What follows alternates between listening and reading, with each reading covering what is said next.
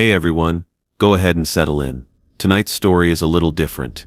It's not about some creature from folklore or a ghost in an old house. It's about the ocean. Not the beautiful postcard version, but the real one, the one that's miles deep and crushing and completely indifferent to us. It's about the chilling reality of its vast, unexplainable emptiness, and how sometimes things just go missing out there. If you appreciate these kinds of stories, the ones that stick with you long after you've turned off the screen, then maybe consider hitting that like button or subscribing. It means a lot. But no pressure, only if you genuinely get something out of it. It's always fascinating to see where you all are listening from. Go ahead and drop a comment with your city and what time it is for you. I get a real kick out of knowing someone's tuning in from Tokyo at dawn while someone else is in London in the middle of the night.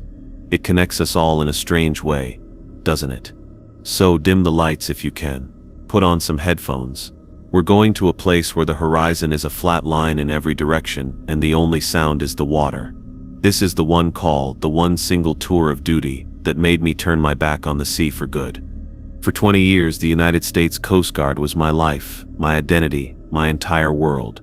From the moment I enlisted at 18, fresh out of a landlocked town in Ohio with nothing but a romantic notion of the sea, to the day I handed in my resignation with a hand that shook so badly I could barely sign my name, the service defined me. I wasn't Elias Thorne, the man. I was Chief Petty Officer Thorne, the professional. I believed in procedure. I believed in training. I believed that for every event at sea there was a logical, explainable cause, even if it was a tragic one. Human error, mechanical failure, or the sheer, brutal physics of a rogue wave. These were the pillars of my understanding, the concrete foundations upon which I built a career saving lives, and when we were too late, recovering what was left. I'd seen it all, or so I thought.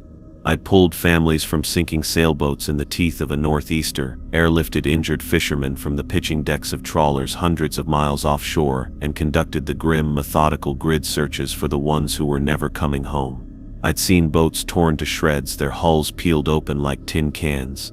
I'd seen the aftermath of fires that raged so hot they melted steel. I'd seen the quiet, heartbreaking emptiness of a life raft bobbing on an endless swell, its occupants long gone. And through it all, I never once felt a sliver of what you might call supernatural fear. Awe. Yes, a deep and abiding respect for the power of the water. Absolutely. The kind of healthy, professional fear that keeps you sharp, that makes you double-check your gear and run drills until your crew can do them in their sleep.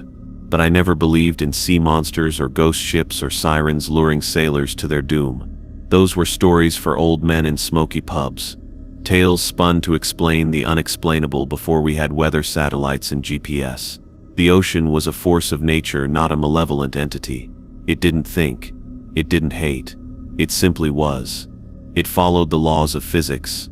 And my job was to understand those laws better than the people who got into trouble. I was a man of checklists and regulations, of engine maintenance logs and search and rescue patterns. My world was one of observable facts and concrete actions. If a distress call came in, we had a protocol. If a vessel was overdue, we had a procedure.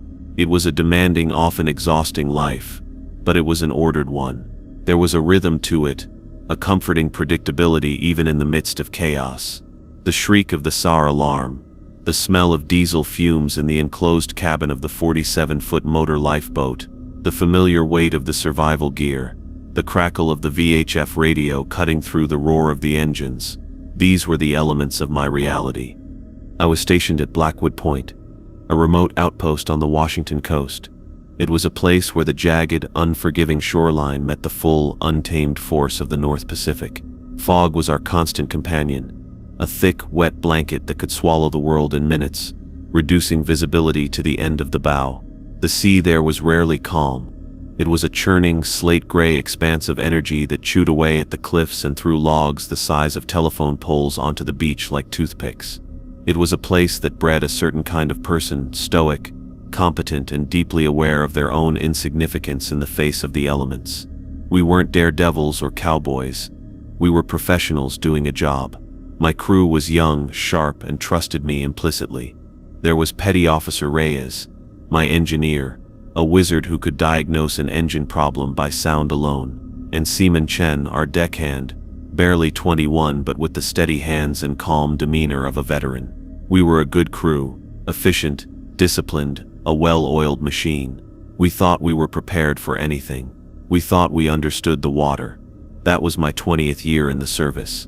I was a chief boatswain's mate, the coxswain of our station's primary response vessel.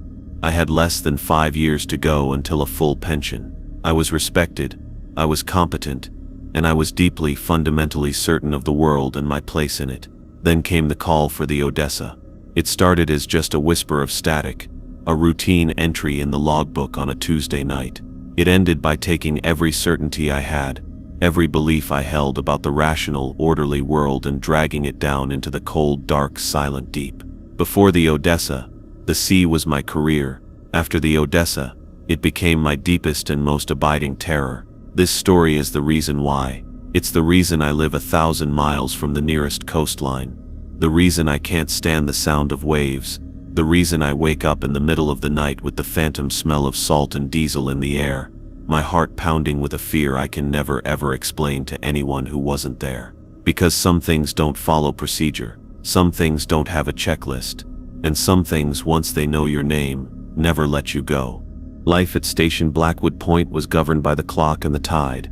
It was a life of meticulous routine, a deliberate and necessary imposition of order on an environment that was pure chaos. Our station was a concrete and steel bastion perched on a rocky promontory, constantly assaulted by wind and salt spray. The windows were thick, distortion-free glass, permanently hazed with a film of dried sea salt, and the paint on the railings was in a perpetual state of being stripped and reapplied. It was a fortress against the wild, and inside we maintained a world of spit-shine brass and neatly coiled lines. My day, like every other crewman's, began before sunrise, at 0430 hours. The station's alarm wasn't a jarring bell but a low, persistent chime that cut through sleep without startling you. First thing was coffee. The galley was always filled with the smell of strong black coffee, the lifeblood of any Coast Guard station. It was a communal space, but in the pre-dawn dark it was a place of quiet, personal ritual. You'd find men sitting alone with their mugs, staring out at the rotating beam of the nearby lighthouse as it swept across the dark water, each lost in their own thoughts before the day's duties began. By 0500 I was down at the pier with my crew, Reyes and Chen, beginning our pre-operational checks on the 47-foot motor lifeboat, our primary asset, the Triumph. We didn't just inspect the boat, we dissected it. This was not a cursory glance. It was a sacred rite. We knew that our lives, and the lives of those we were called to rescue, depended on this vessel functioning flawlessly in conditions that would send most other boats to the bottom. Reyes would be in the engine room, a space so loud during operation that it required double hearing protection. But now, in the quiet of the morning, it was a metal cathedral. He'd have his checklist, a laminated card smudged with grease, and he would move with an unhurried, methodical grace. He'd check the oil levels, inspect the belts and hoses for any signs of wear, test the batteries, and run a diagnostic on the twin diesel engines. He had a relationship with those machines. He spoke their language of hums, vibrations, and temperatures. I, as the coxswain, was responsible for the rest of the vessel. I'd start at the bow and work my way aft. I checked the tow lines, ensuring they were coiled perfectly, free of any snags that could cost us precious seconds in a rescue. I inspected the dewatering pumps, the first aid kits, the flares, the navigation systems. I'd power up the radar, the GPS, the depth sounder, and the flare, the forward-looking infrared camera that could pierce through darkness and fog, turning the heat signatures of people in the water into ghostly white shapes against a black screen. Chen, our youngest member, would be on the deck, checking the integrity of the cleats, the railings, the hatches. He'd ensure the survivor compartments were clean, stocked, and ready. Every piece of equipment had its place, every strap was secured, every latch was tested. It was a process that took nearly an hour, and we did it every single day, without fail. By 0600, the checks were complete, the log was signed, and the Triumph was declared ready. This routine was the bedrock of our existence. It was a bulwark against the unexpected. We drilled relentlessly, because out on the water there is no time to think.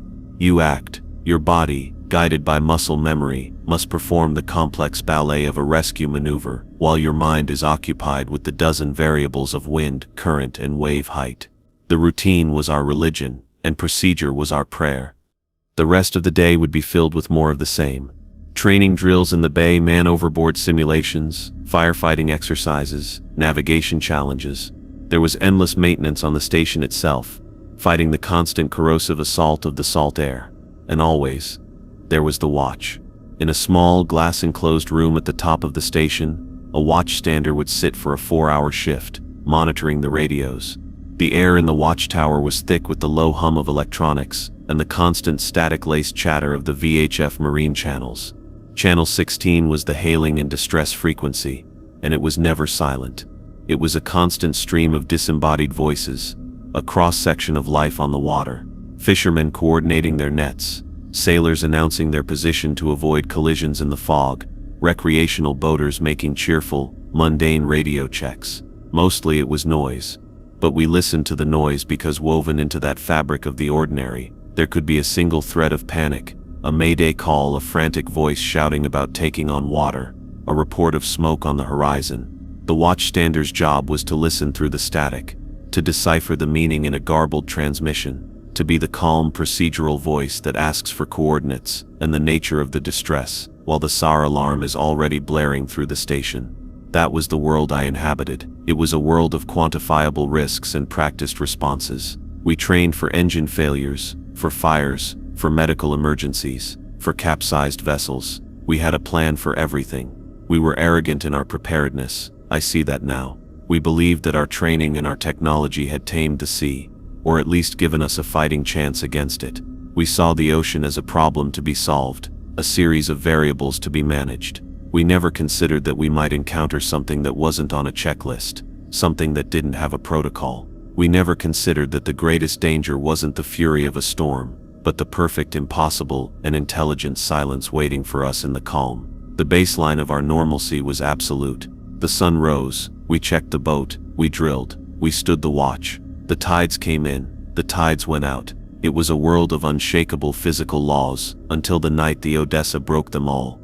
It was a Tuesday in late October. A cold, damp air had settled over the coast, the kind that seeps into your bones and stays there. The sea was running a moderate swell, maybe 6 to 8 feet, under a sky the color of old pewter. It wasn't a storm, not by Pacific Northwest standards, but it was unpleasant. A persistent drizzle slicked the decks, and the fog was threatening to roll in, hanging just offshore like a waiting predator. I was on watch, the 10 in the evening to 2 in the morning shift. It was usually the quietest part of the day. Most of the fishing fleet was either already back in port or hunkered down for the night, and the recreational boaters had long since abandoned the water to the professionals. The watchtower was dark, save for the green and amber glow of the radar screens and radio dials. The only sounds were the rhythmic sweep of the radar antenna on the roof above, the low hum of the servers, and the endless gentle hiss of static from the VHF speaker, punctuated by the occasional distorted voice from a distant ship. It was hypnotic. You had to fight against the lull, keep your mind sharp. I was nursing a cup of coffee that had long gone cold, making entries in the official log. 2200 hours, commenced watch, weather overcast, winds northwest at 15 knots, visibility 5 nautical miles. Sea state, moderate swell, barometer falling, simple facts, observable data, the stuff of my world. At approximately 23:30 hours, the landline rang. Not the radio, but the station's direct telephone line. It was an unusual time for a call. I picked it up. Coast Guard Station Blackwood Point, Chief Thorne speaking. The voice on the other end was a woman, her words tight with a carefully controlled anxiety. Her name was Sarah Jensen, and she was calling from the small fishing town of Port Madison, about 50 miles up the coast. Her husband, Mark Jensen, was the captain of a 38-foot fishing vessel, the Odessa. He and his 2-man crew had gone out 2 days prior for a short trip, fishing for black cod. They were due back in port that afternoon, no later than 1600 hours. He was, she stressed, meticulous about his schedule. Mark Jensen was the kind of fisherman who called his wife twice a day from his satellite phone, who always filed a float plan, who never took unnecessary risks. He was 7.5 hours overdue. My training kicked in immediately, pushing aside any personal reaction. I became a machine of information gathering. I opened a new case file on my computer terminal, my fingers flying across the keyboard. "Ma'am, can you confirm the vessel's name?" "Odessa, spelled Oscar Delta Echo Sierra Sierra Alpha," she confirmed. "Can you describe the vessel for me?" She did. A blue hull, white superstructure, 38-foot trawler. I noted it all. "Do you know his intended fishing grounds?" She gave me the coordinates he'd listed on the float plan he left on their kitchen counter. A patch of sea about 70 nautical miles northwest of our station, near a feature on the charts known as the Petrel Trench. "When was the last time you had contact with him?" "The morning before," she said. "A brief sat phone call. Everything was fine. The fishing was good. He'd said he would call again that morning, but he never did." I kept my voice calm, professional, reassuring. "It's not uncommon for communications equipment to fail, ma'am, and he may have decided to stay out a little longer if the catch was good." Even as I said it, a small cold knot was forming in my gut. Meticulous captains didn't just break their routine by 7 hours without a word. I ran the Odessa's name through the system. The vessel was equipped with an EPRB, an emergency position indicating radio beacon. If the boat were to sink, the device would automatically activate and transmit a distress signal with its location. We had received no such signal. That was both a good and a bad sign. Good, because it meant the boat was likely still afloat. Bad, because it meant whatever was happening wasn't a catastrophic event like a capsizing, which made the lack of communication even more puzzling. After gathering all the information I could from Mrs. Jensen and promising to call her back as soon as we had any news, I hung up and initiated the preliminary search procedures. First, I put out an urgent marine information broadcast, a UMIB, over the VHF channel. I broadcast the Odessa's description, last known position, and the fact that it was overdue, requesting any mariners in the area to keep a sharp lookout and report any sightings. The broadcast was met with radio silence. The fishing grounds near the Petrel Trench were remote. There might not be anyone else within 50 miles of there. Next, I contacted the district command center to apprise them of the situation. They began the process of trying to get a satellite ping on the vessel's electronics and considered dispatching a C-130 Hercules aircraft for an aerial search at first light. But at this hour, in these conditions, we were the only immediate asset.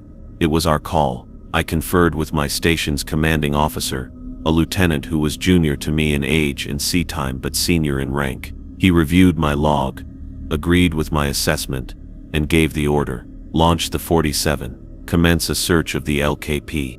The SR alarm blared through the station, 2 sharp, piercing rings. It was a sound that instantly transformed the atmosphere from quiet routine to focused urgency. Down in the ready room, Reyes and Chen were already pulling on their dry suits and survival vests. There was no chatter, no wasted motion, just the sound of zippers, Velcro, and the click of safety buckles. I met them there, shrugging into my own gear. My mind was a flurry of calculations: fuel consumption, search patterns, tidal drift, estimated time to the last known position. At that moment, it was just another case. A difficult one, to be sure, given the time and conditions, but a standard one. It was a problem to be solved with our training, our equipment, and our determination. An overdue boat, a probable comms failure, maybe a minor engine problem that had left them adrift. We'd find them bobbing in the dark, cold and annoyed, but ultimately safe. We'd tow them home. It was a scenario I had played out 100 times before. As we boarded the Triumph and I fired up the powerful diesel engines, their roar echoing in the enclosed boathouse, I felt that familiar surge of professional focus. The mission was clear: find the Odessa, find the crew. As we slipped our lines and navigated out of the protected harbor into the open, unforgiving blackness of the Pacific, I had no inkling that we were heading not towards a routine rescue, but towards a place where all our rules, all our training, and all our understanding of the world would cease to apply. We were heading towards a profound and terrifying silence. The journey to the Odessa's last known position was a brutal, bone-jarring affair. It took us just under 3 hours, plowing through the churning black water at a steady 25 knots. The 47-foot MLB is a remarkable machine, designed to handle the worst the sea can throw at it, but that doesn't mean it's a comfortable ride. We were constantly climbing the face of one 8-foot swell and then slamming down into the trough of the next.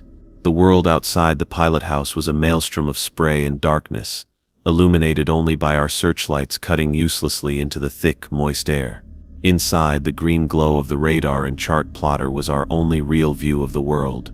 Reyes was monitoring the engines, his form a steady presence in the dim light. Chen was strapped into the observer's seat, his eyes methodically sweeping the dark water, a useless but necessary task.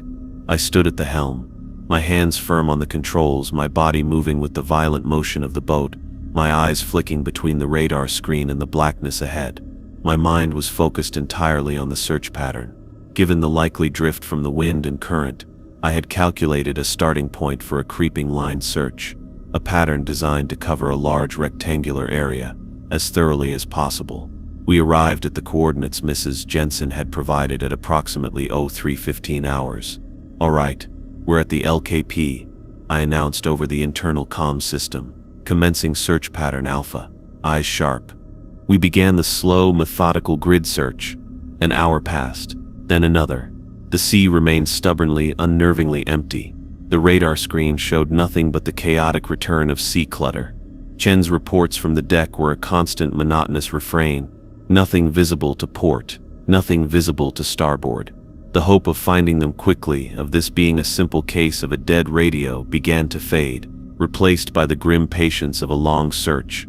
We were all running the dark possibilities through our heads.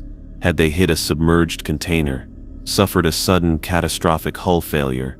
It didn't make sense without an EPRB signal, but at sea the unthinkable happens.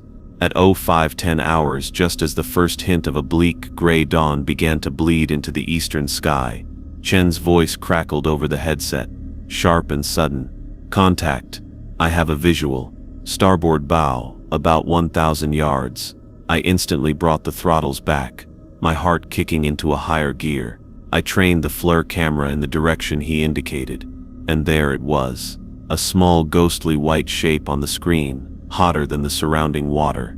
A vessel. It was adrift, showing no navigation lights, sitting dead in the water. "Good eyes, Chen," I said, my voice tight with focus. "Raise. Stand by on deck. We're making our approach." As we drew closer, the shape resolved itself in the dim morning light. It was a trawler. Blue hull, white superstructure. It was the Odessa. It was just sitting there. There were no signs of distress. No smoke, no visible damage to the hull. No debris in the water. It wasn't listing. The outriggers were deployed in the fishing position, and a net was still in the water, trailing off the stern.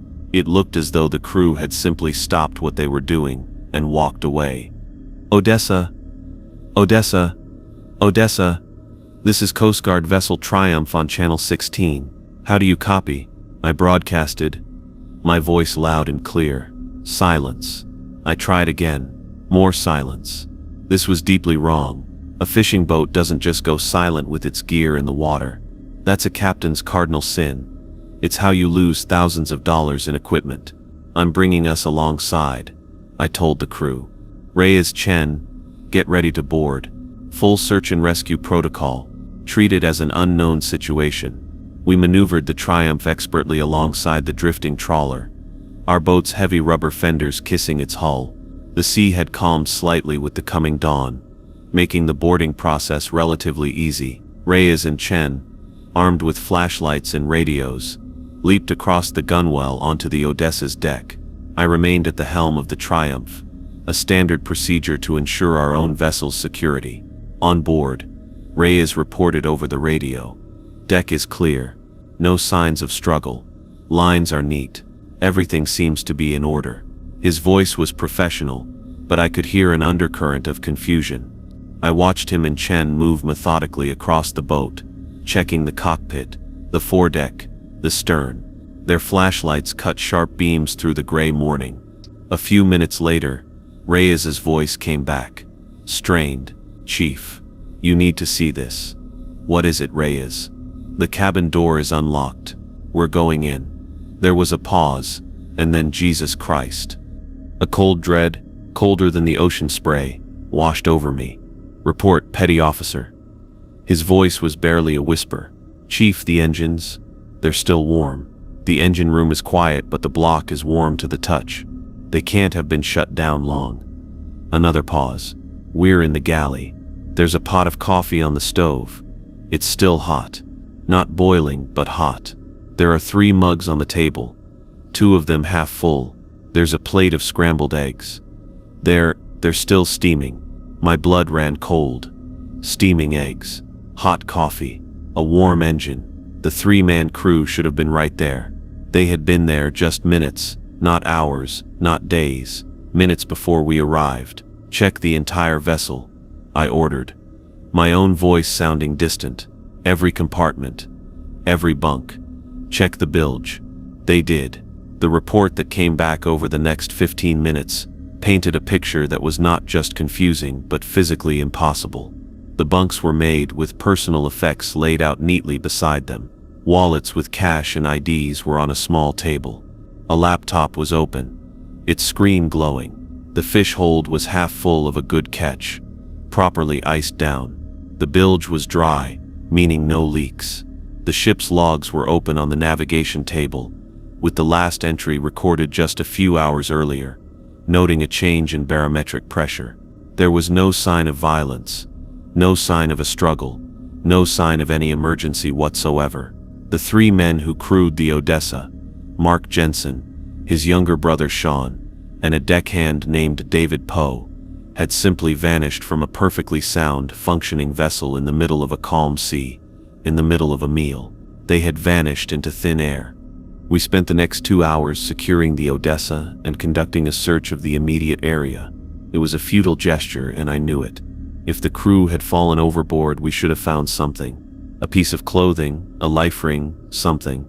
The water was cold but survivable for a time in proper gear, and fishermen know this. If there had been a sudden freak wave that swept the deck, the chaos would have been evident, lines askew, gear scattered.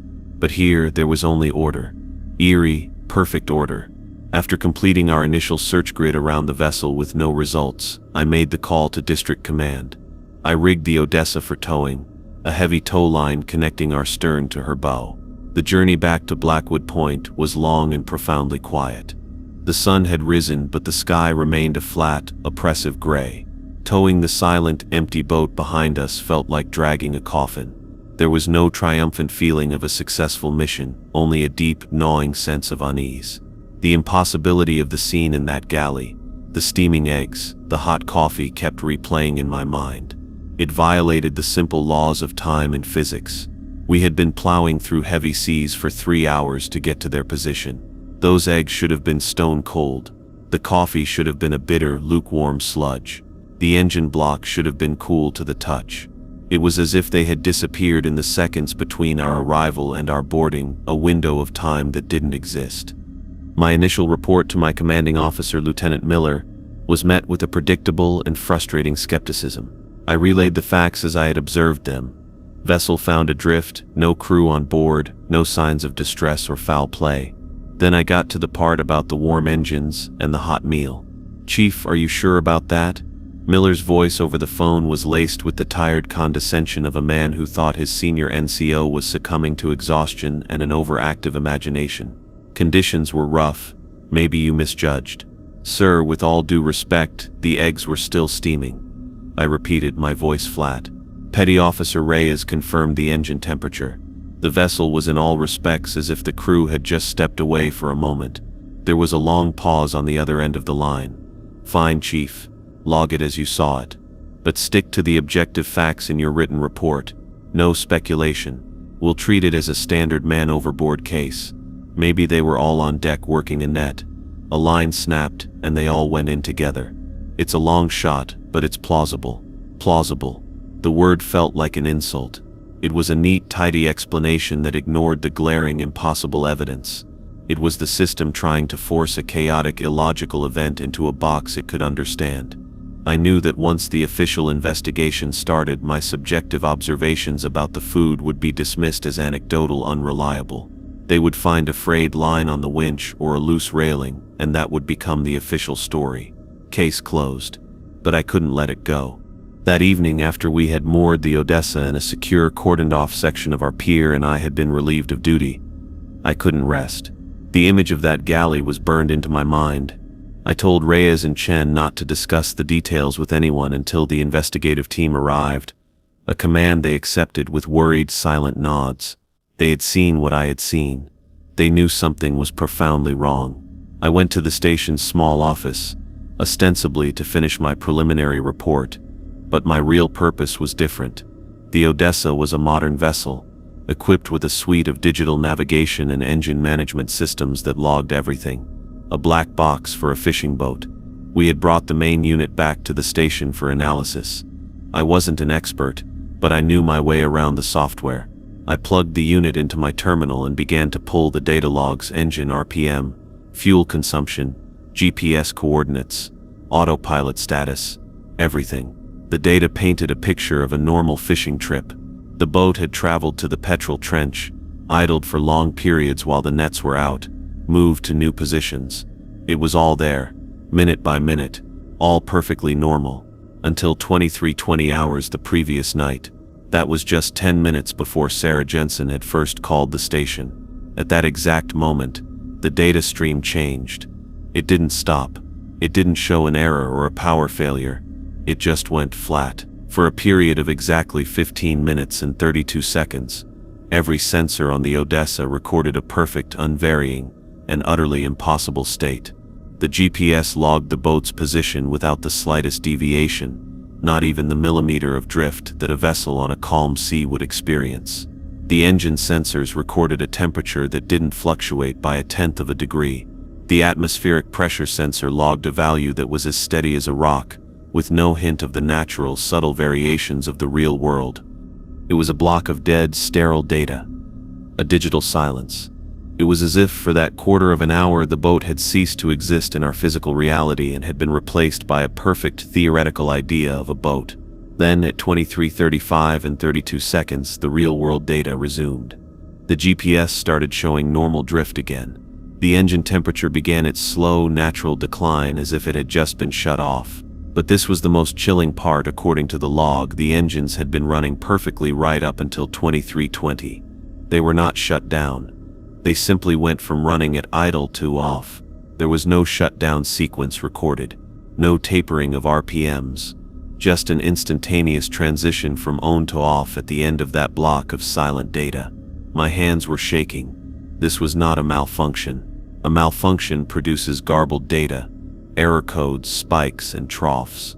This was the opposite. This was a scar in the data, a segment of impossible perfection carved into the timeline of the real world. It was a digital echo of the impossible scene in the galley. It was hard, quantifiable proof that something had happened on that boat that was outside the realm of normal mechanical failure or human action. It was evidence of an event that our procedures, our training, and our understanding of physics could not account for.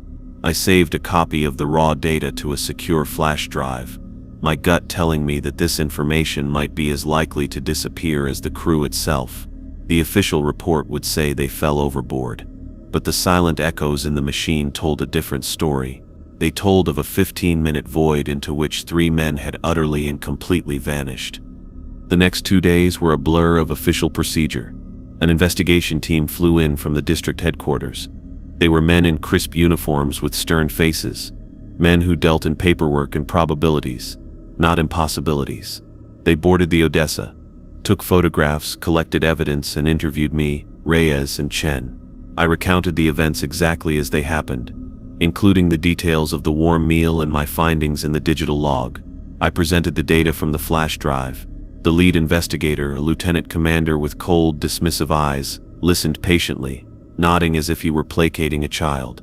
"Thank you for your thoroughness, Chief," he said, his tone making it clear he considered it anything but. However, a hot meal is subjective.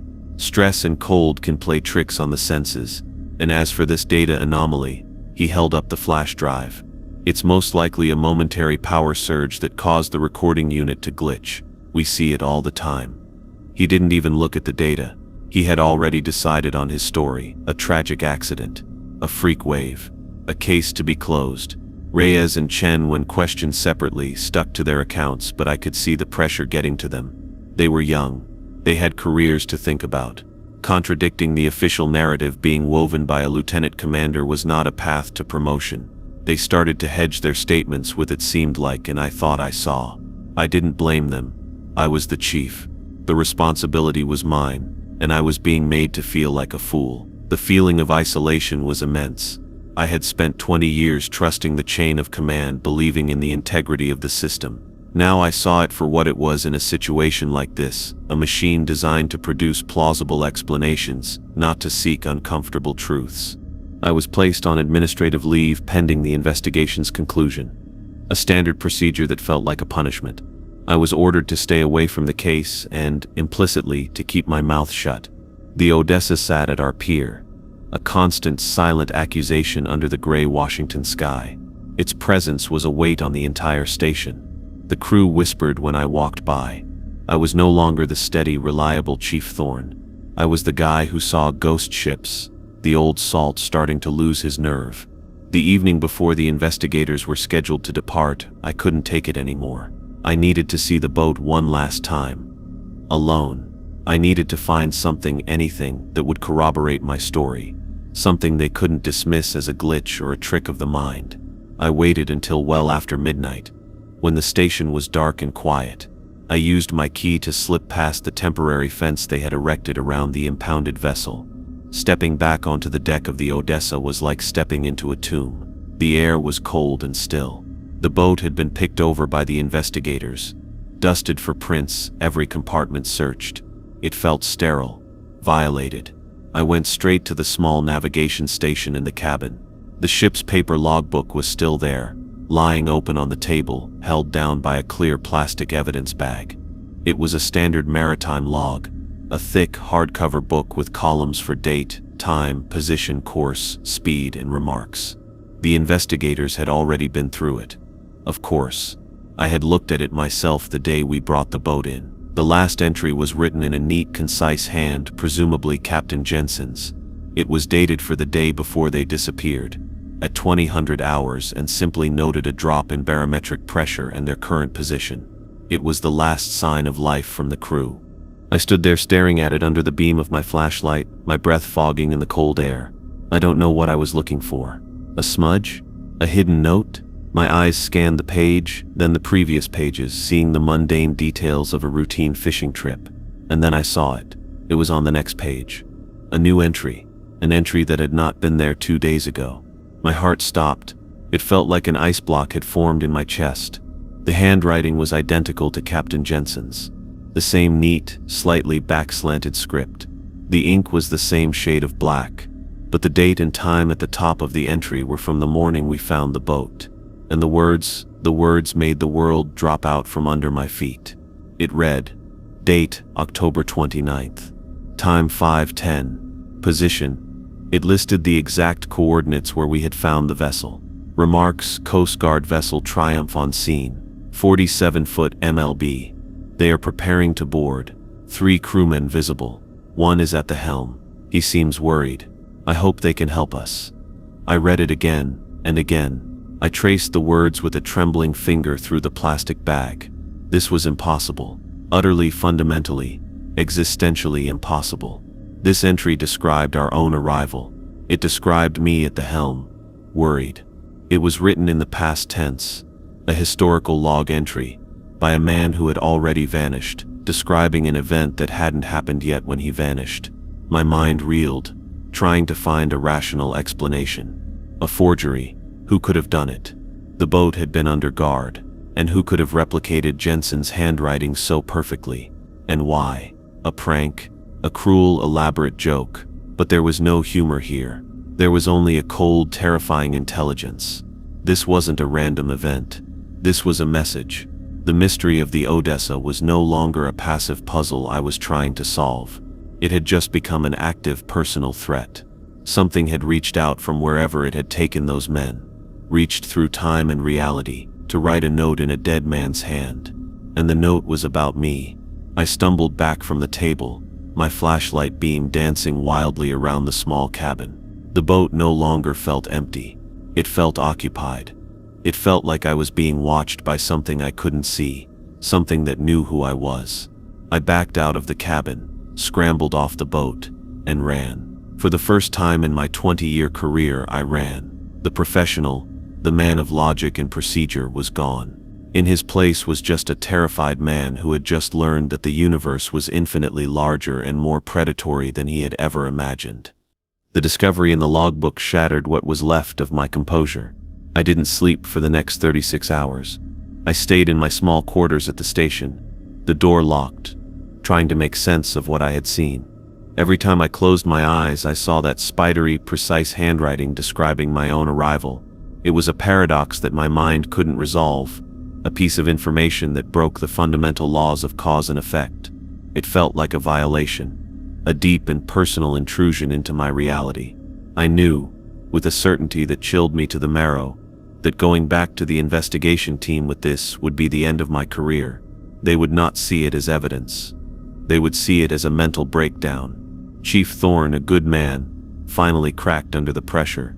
I could already picture the pitying looks, the quiet conversations about a medical discharge. I was utterly alone with this impossible knowledge. The following night, I was still on administrative leave, but the burden of silence was becoming unbearable. I couldn't stay in my room any longer.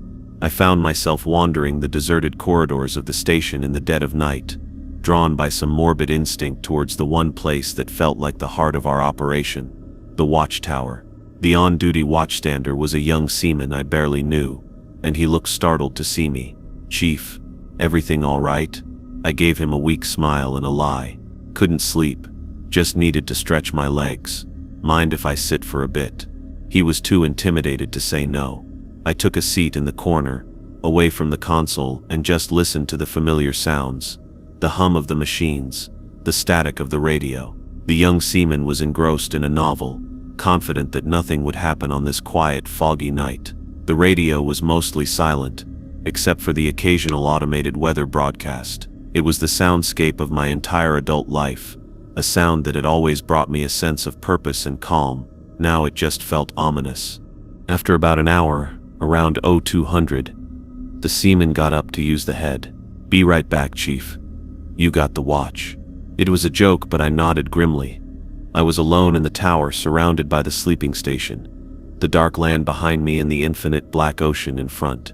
I walked over to the main console, my fingers tracing the familiar knobs and switches.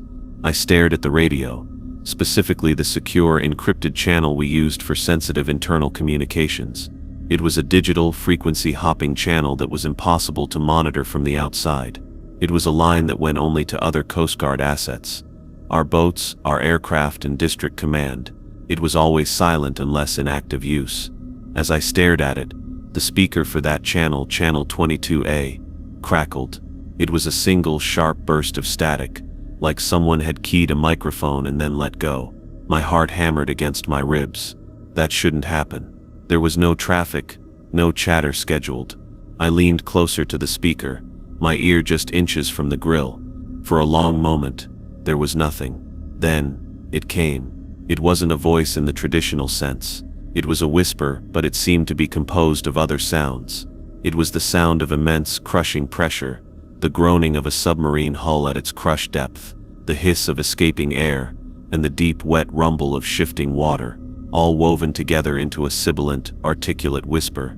And it whispered my name, Elias. The sound was impossibly close, as if the speaker were right beside my ear. Yet it was also vast and deep, filled with the acoustic resonance of a colossal empty space. It was a voice that had no right to exist, a voice made of pure, terrifying physics.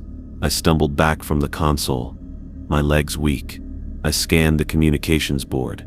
No lights were lit. The radio showed no incoming signal. No one was transmitting. It was impossible. The system itself was telling me nothing was happening, but my ears were screaming otherwise.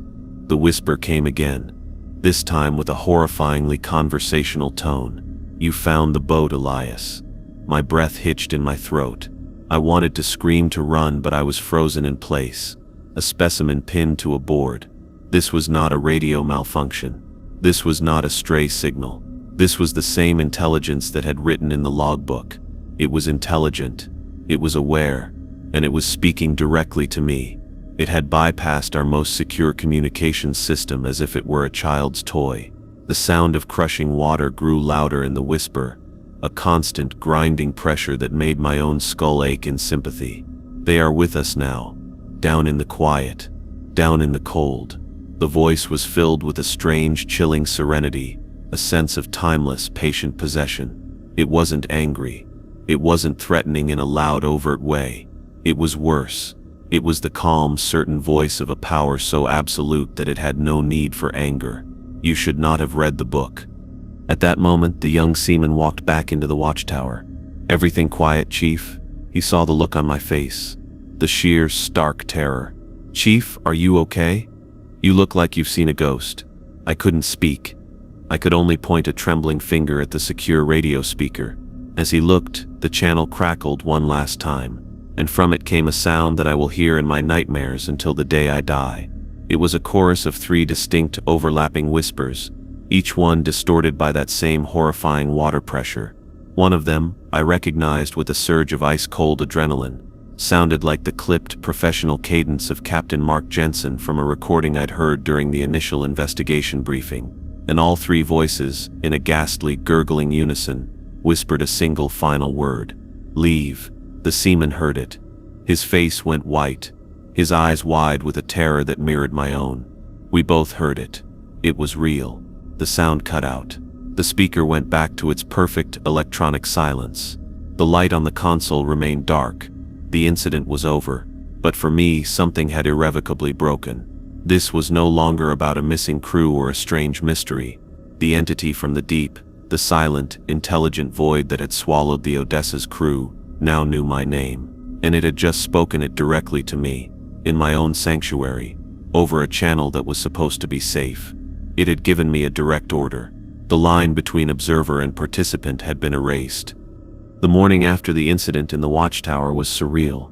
The young seaman, whose name was Harris, was visibly shaken. He sought me out before the morning briefing, his eyes wide and pleading. Chief, what was that? What did we hear last night? I looked at him, this kid who was barely out of his teens, and I saw the precipice he was standing on. He could either support my story and torpedo his nascent career, branding himself as unstable, or he could rationalize it away, dismiss it as a shared delusion brought on by the late hour and the station's tense atmosphere.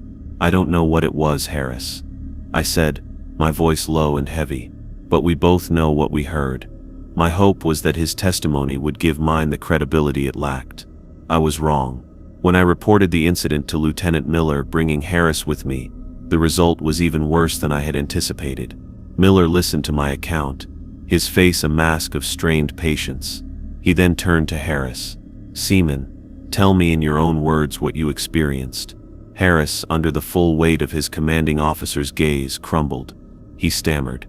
He said he was tired, that he heard a strange noise, some static, maybe a garbled voice, but he couldn't be sure what it said. He glanced at me with an apology in his eyes, but he couldn't bring himself to confirm the impossible. He chose his career. He chose the rational world. In that moment, I was truly, completely alone. Lieutenant Miller ordered a full diagnostic on the watchtower's communications array. The technicians spent a day on it and found nothing. Of course, they found nothing. The system was perfect. Their report stated that the alleged auditory anomaly was most likely a burst of atmospheric static or a radio reflection from a distant transmitter, phenomena that could occasionally produce sounds that the human brain, especially under stress, might misinterpret as speech. The incident was officially logged as unsubstantiated. My fate was sealed. The final report from the district investigation team arrived 2 days later. It was a masterpiece of bureaucratic fiction. The disappearance of the Odessa's crew was officially ruled a tragic maritime accident. Their theory, now stated as fact, was that the crew had been on deck dealing with a fouled net when a likely and unpredictable rogue wave washed over the vessel, sweeping all 3 men into the sea. The vessel, left with its engines at idle, simply drifted until we found it. It was a neat, plausible narrative. It fit within the known parameters of the sea. It was a story everyone could accept. Every piece of evidence that contradicted this narrative was either ignored or explained away. The pristine condition of the deck gear. The crew must have been incredibly tidy right up to the moment of their deaths. The hot meal in the galley, dismissed as my subjective and stress-influenced perception. The digital log anomaly, officially a power fluctuation causing a momentary data write error. And the logbook? This was the part that truly broke me. I demanded to see the physical logbook again. Lieutenant Miller, with a sigh of weary resignation, produced it from the evidence locker. He opened it to the final page of entries. I looked down, my heart pounding, expecting to see the chilling message that described our arrival. It was gone. The page was blank. The entry that I had seen with my own 2 eyes, the entry that had terrified me to my very soul, had vanished. The page was pristine, with no signs of erasure or tampering. It was as if it had never been there at all. I stared at the blank page, my mind refusing to process it. It was here, I whispered, my voice hoarse. I saw it. It was written right here. Miller placed a hand on my shoulder. It wasn't a comforting gesture. It was a patronizing one. "Chief," he said softly, his voice full of feigned concern, "you've been through a lot. This case has been unusually stressful. I'm recommending you take some extended leave. Get your head straight. We need you back at 100%. I was being dismissed. Not just my story, but my sanity. The evidence itself was actively rewriting reality to protect its secret, to erase its own footprints. First it wrote an impossible entry, and then it erased it, leaving me as the sole witness to an event that now had no physical proof. I was the crazy man, the unreliable narrator in my own life story. The system I had served faithfully for 2 decades was now casting me out, not with anger, but with a quiet, clinical pity that was infinitely more painful. The investigation was officially closed. A memorial service was held for the lost fishermen. The Odessa, stripped of any useful equipment, was eventually sold at auction to be refitted by some hopeful new owner, its dark history scrubbed from the records, known only to me. I took the recommended leave because I had no other choice. I went back to my small empty apartment in the town near the station, and I sat there surrounded by 20 years of commendations and plaques, honors from a career that now felt like a complete fraud. I had been a man who believed in facts, in evidence, in the tangible world. But I had come up against something that operated outside of those rules, something that could manipulate the physical world, our technology, and even the written word to conceal its own existence. The official report was a lie, a carefully constructed piece of fiction designed to maintain order and preserve our comforting belief in a rational universe. But I knew the truth. I knew that 3 men hadn't been washed overboard. They had been taken by a silent, intelligent entity that had then, with chilling precision, erased almost every clue, leaving me isolated with an impossible story that would brand me as a madman. The warning in the watchtower had been clear: leave. I was beginning to understand that it wasn't just an order, it was a promise of what would happen if I stayed and continued to poke at a truth that did not want to be known. My extended leave became a form of self-imposed exile. I couldn't bear to be at the station, to face the pitying glances and the hushed conversations that stopped the moment I entered a room.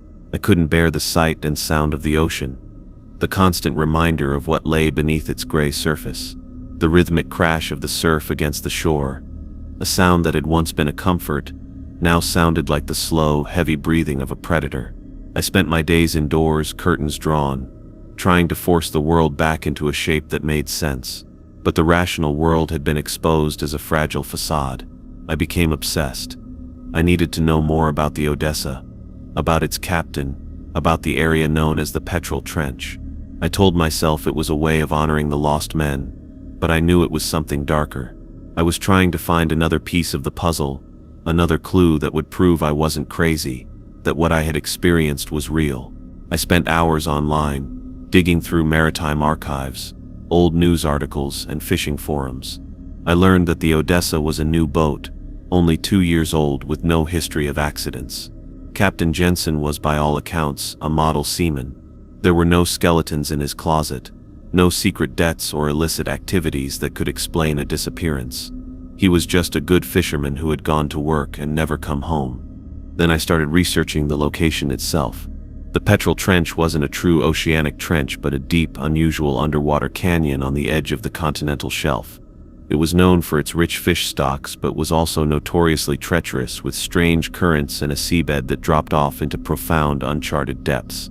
I found scattered anecdotal accounts on old maritime forums, sailors' yarns about the area. They spoke of ships experiencing sudden inexplicable compass deviations, of electronics failing for no reason, of seeing strange lights beneath the water. One old post from a decade prior mentioned a fishing boat that had been found adrift in the same area. Its crew also missing, though in that case the boat had been ransacked, allowing the official explanation to be piracy.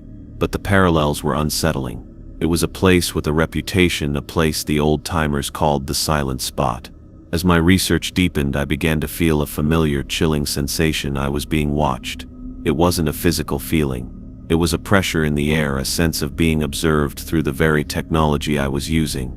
My laptop would freeze for a moment, the cursor hanging motionless on the screen. My internet connection would drop and then reconnect for no reason. It was subtle, deniable, but it was happening more and more frequently. I was pushing into a place I had been warned away from, and something was taking notice. The final warning came on a Thursday night, about 3 weeks after I had taken my leave. I was sitting at my small desk, the room lit only by the glow of my computer monitor.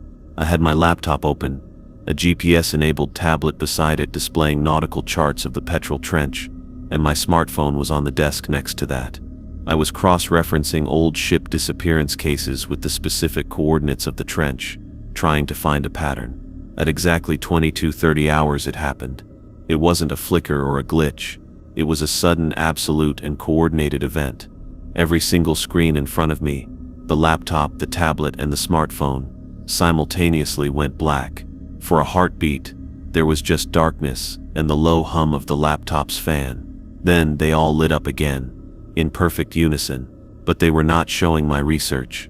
Each screen, in the same stark white block letters against a black background, displayed the same message. There were no other icons, no cursors, no menus, just 5 terrifying words. The ECE keeps what it takes.